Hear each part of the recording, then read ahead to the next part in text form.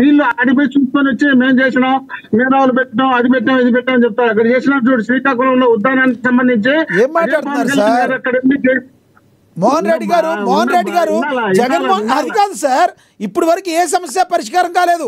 గత ప్రభుత్వం చేయలేదు, ఇప్పుడు వచ్చిన ప్రభుత్వం కూడా చేయలేదు. మహాప్రభ మా సమస్య తీర్చండి అని చెప్పి వాళ్ళు ఆందోళన చేస్తుంటే జగన్మోహన్ రెడ్డి గారు ఆల్రెడీ చేశారని చెప్తున్నారు మీరు.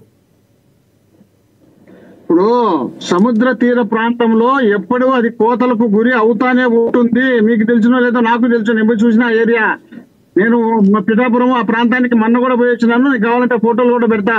ఆ సముద్ర తీర ప్రాంతంలో ఎప్పుడు కోతకు గురి అవుతానే ఉంటుంది. కోతకు గురి కాకుండా నిలబెట్టేటంత సామర్థ్యం ఈ ప్రభుత్వాలు ఇంతవరకు ఎవరు చేయలేదు. జగన్మోహన్ రెడ్డి గారు కాదు, పవన్ కళ్యాణ్ గారు తలకిందుల పని ఇప్పటికిప్పుడే జరిగే పని కాదు. కాబట్టి వాళ్ళ ప్రయత్నం వాళ్ళు చేసి అక్కడ నుండి వాళ్ళను ఆ ప్రాంతంలో ఉన్నటువంటి వాళ్ళని మార్చడమా, లేక ఆ ప్రాంతానికి చాలా దూరంగా తీసుకుపోయి ఏదన్నా కట్టించడమా, ఆ ప్రయత్నం చేయాల్సిన లో భాగంగానే జగన్మోహన్ రెడ్డి గారు ఉండే ఆ చుట్టుపక్కల ఉండే వాళ్ళందరికీ ప్లేసులు వేరే చోట కూడా ఇచ్చినారు. ఆ ప్రాంతంలో ఒక పెద్ద కాలనీ కూడా సపరేట్ కట్టించినారు. అది రకరకాలుగా జరుగుతున్నాయి. దానికి సంబంధించి ఇప్పటికిప్పుడే జరుగుతుందని ఆయన చేయలేదా, ఈయన చేయలేదు. అది ఇప్పుడు ఎప్పటికప్పుడు. కాబట్టి అది జరుగుతా ఉంది ఉప్పాడకు సంబంధించి. దానికి సంబంధించి ఇప్పుడు ఉప్పాడ అంత అర్జెంట్ గా చేసేది, అర్జెంట్ గా అయిపోయేది కాదు. ఇక్కడ అర్జెంట్ గా అక్కడ కాలేజీలు నిలిచిపోతున్నాయి. కాలేజీలు నిలిచిపోతే అంటే ఇక్కడ సమస్యలు వచ్చాయి. పులివెందులకు ఆల్రెడీ 50 సీట్లు కేటాయించేటే మాకు వద్దని చెప్పి రాసి పంపించినారు. అక్కడ 50 మంది చదవాల్సినటువంటి వ్యక్తులు అక్కడ చదువుకుని పోయే పరిస్థితి వచ్చింది. ఇప్పుడు ఈ సంవత్సరంలో కష్టపడి నాయకులు పూర్తి అయిపోతాయి. ఈ కాలేజీలో పూర్తి చేసి అనేక మంది నిరుద్యోగులకు ఉద్యోగాలతో పాటు అనేక మంది మెడిసిన్ చేసే ఈ రాష్ట్రంలో ఉన్నటువంటి పేదవాళ్లకు వైద్యం దగ్గరగా ఉంటుంది. ఆ విధమైనటువంటి అభిప్రాయంతో జగన్మోహన్ రెడ్డి గారు చేయాలనే ఆలోచన ఆయన ప్రయత్నం చేసి ఆయన తీసుకొచ్చి విధాన్ని దగ్గరగా తీసుకురావాలని ఆలోచనలు పెట్టి ఇవన్నీ ప్రైవేట్ పరం చేసి ఇక్కడ రాష్ట్రంలో వైద్యం అంతా నారాయణకు చైతన్య కప్పు చెప్పేసినారు. ఇంకా ఈ మెడికల్ వచ్చేసి పెద్ద పెద్ద వాళ్ళకి ఇస్తారు. లాస్ట్ కు రాష్ట్ర ప్రభుత్వాన్ని ప్రైవేట్ వాళ్ళకి ఇచ్చి సంతకాలు పెట్టించి ఊరికి వీళ్ళు కూర్చొని సంతకాలు పెట్టి క్యాబినెట్ మీటింగ్లు పెట్టుకొని ఇంట్లో కూర్చునేదానికి వీళ్ళు ప్రయత్నం చేస్తున్నారు. కాబట్టి ఈ ప్రయత్నం కాదని ఎస్, మీ దగ్గర సిగ్నల్ తక్కువ ఉన్నట్టుంది. మళ్ళీ మాట్లాడతాను మోహన్ రెడ్డి గారు. మళ్ళీ మనతోటి అక్షర్ సత్యం గారు ఫోన్ ద్వారా అందుబాటులో ఉన్నారు. ఒకసారి ఆయనతో మాట్లాడదాం. అక్షర్ సత్యం గారు నమస్తే అండి. సార్ మీకు ప్యానల్లో ఉన్న వాళ్ళ పెద్దలకి అందరికీ కూడా నమస్కారం సార్. అక్షర్ సత్యం గారు, ఉప్పాడ తీర ప్రజల యొక్క సమస్యలు పరిష్కారం అయ్యే అవకాశం ఉందంటారా? ఈరోజు పవన్ కళ్యాణ్ గారు వెళ్ళినంత మాత్రాన అది త్వరితగతిన పరిష్కారం అయ్యే అవకాశం ఉందంటారు? ఎందుకంటే చాలా సంవత్సరాలుగా వాళ్ళు బాధపడుతున్నారు. అయితే పవన్ కళ్యాణ్ గారు అయితే ఒక హామీ ఇవ్వడం అయితే జరిగింది. కేంద్ర ప్రభుత్వం యొక్క సపోర్ట్ ఎంతవరకు ఉంటుందంటారు? రాష్ట్ర ప్రభుత్వం యొక్క సపోర్ట్ ఎంతవరకు ఉంటుందంటారు? సార్ ఇక్కడ సహజంగా గణపతి పూజకు ఒక మంత్రం ఉంటుంది, ఒక పూజా విధానం ఉంటుంది. అలాగే పెళ్లికి ఒక పూజా విధానం ఉంటుంది, సావుకు ఒక పూజా విధానం ఉంటుంది. కానీ అన్నిటికి ఒకటే మంత్రం ఉండదండి. కానీ వైసీపీ ప్రతినిధి గారు మాట్లాడుతూ అరే ఉప్పాడ సమస్యల గురించి అసలు పవన్ కళ్యాణ్ గారు దేనికి వెళ్ళారు, అసలు ఉప్పాడ పరిసర ప్రాంతాల సమస్యలేంటి మాట్లాడమంటే మెడికల్ కాలేజీల గురించి మాట్లాడతారు. ఆవు తెల్లగా ఉండును, ఆవుకి 4 కాళ్ళు ఉండును, ఆవుకు ఒక తోక ఏది అడిగినా అదే. ఏంటి జగన్మోహన్ రెడ్డి గారు ఉప్పాడికి ఏం చేశారు సార్?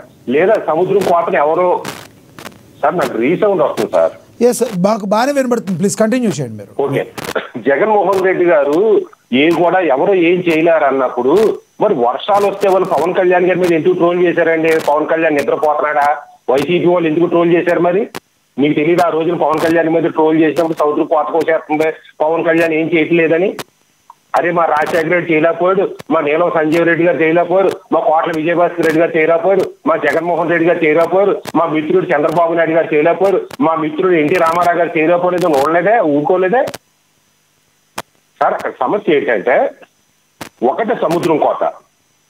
నాకు తెలిసినంత ఎందుకంటే నేను ఆ ప్రాంతం వాడిని. ఇంచుమించు ఒక అంటే ఒక 30 సంవత్సరాల నుంచి 1 కిలోమీటర్ వరకు కోత కోసుకుంటూ వచ్చేసింది.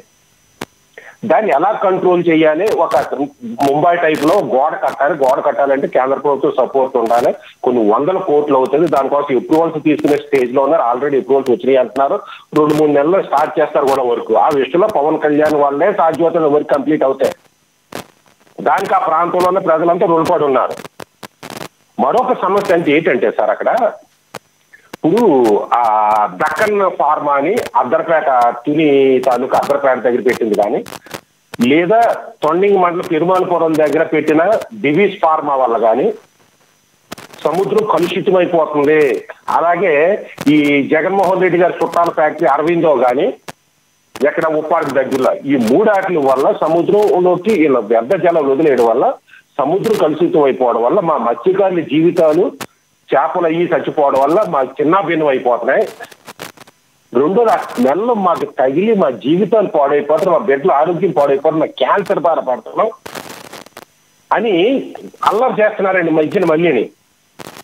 ఇందాక బివి మోహన్ రెడ్డి గారు ఏదో ఇల్లు కట్టామన్నారు కదా, మీరు ఉప్పాడు బాధితులు కట్టలేస్తారు. అక్కడ మీ బంధువులు అరవిందో ఫ్యాక్టరీకి అక్కడ ఉన్న గ్రామాలు తీసేసుకుంటే ఆ గ్రామాలు పోయే వాళ్ళకి ఉప్పాడు పక్కన ఇల్లు కట్టించారు.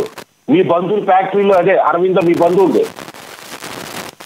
ఇక్కడ జగన్మోహన్ రెడ్డి గారు ప్రతిపక్షంగా ఉన్నప్పుడు, మా రాజా గారు ప్రతిపక్షంలో ఉన్నప్పుడు దివీస్ ఫార్మాలు చంద్రబాబు నాయుడు డబ్బులు తీసేసుకుని తన కులపోడిగానే అప్రూవల్స్ ఇచ్చేసాడని దానవాపేట వచ్చి నేను అధికారంలోకి వచ్చిన వెంటనే చీఫ్ మినిస్టర్ అయిన వెంటనే ఈ డివిస్ ఫ్యాక్టరీని దక్కన్ ఫ్యాక్టరీని మొత్తం బంగాళాఖాతంలో కలిపేస్తానని శపథం చేసిన వ్యక్తి మన బివిఏ మోహన్ రెడ్డి గారు అధినేత జగన్మోహన్ రెడ్డి గారు.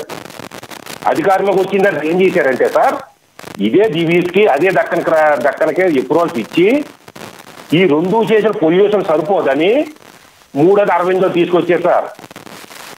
అది ఎప్పుడు ఈ పొలాలో ప్రభుత్వం తీసుకున్నది ఎప్పుడండి? అయితే అక్షర్ సత్య గారు ఇక్కడ ప్రధానంగా వైసీపీ ఆరోపిస్తున్న ఆరోపణ ఏంటంటే పవన్ కళ్యాణ్ గారు మాట్లాడితే ఊరికే జబ్బు పడుతూ ఉంటారు, కేవలం జగన్మోహన్ రెడ్డి గారు జనాల్లోకి వచ్చే టైంకి ఆయనకి జబ్బు తగ్గిపోద్ది అంటే ఆ మాటల్లో అర్థం ఏమనుకోవాలి? అంటే ఆయనకి కావాలని చంద్రబాబు గారికి అవసరం ఉన్నప్పుడు బయటకు వస్తున్నారని మాట్లాడుతున్నారు.